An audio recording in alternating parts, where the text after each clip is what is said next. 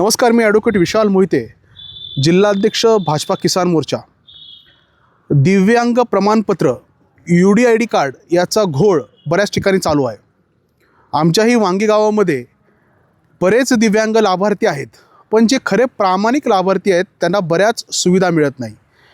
त्यासाठीच मी आज दिव्यांगाचं जे ऑफिस आहे सांगली या ठिकाणी, त्या ठिकाणी आलो। मी या ठिकाणी सहाय्यक सल्लागार माने मॅडम आहेत, त्यांनाही भेटलो। त्यांनी मला सांगितलं आहे की UDID कार्ड हे कंपल्सरी आहे। एक 27 जून 2024चा एक GR आहे, त्या GRच्या अंडर ज्यांनाच UDID कार्ड ज्या दिव्यांगाकडे आहेत त्यांनाच शासनाचे सर्व लाभ देण्याचे आहेत।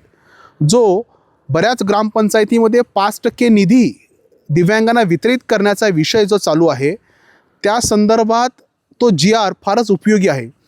जेणेकरून काय होईल की जे खरंच दिव्यांग नाहीत आणि विनाकारण लाभ घेत आहेत ते त्यापासून दूर होतील, आणि जे खरंच दिव्यांग आहेत आणि ज्यांना लाभ मिळाला पाहिजे त्यांना तो लाभ मिळेल।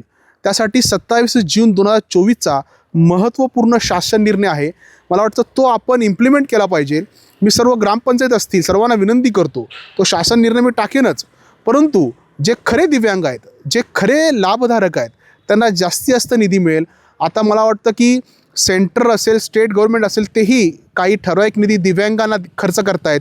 त्यांना विविध योजना आहेत, त्यांना रोजगाराच्या संधी उपलब्ध करून द्यायला पाहिजेत।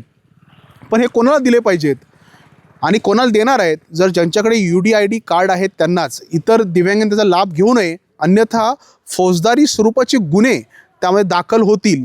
त्यामुळे हा एक माहितीपूर्ण व्हिडिओ केलेला आहे। आम्हीसुद्धा वांगी गावामध्ये दिव्यांगांना, जे खरे दिव्यांग आहेत त्यांना लाभ देण्यासाठी प्रयत्नशील आहोत। धन्यवाद।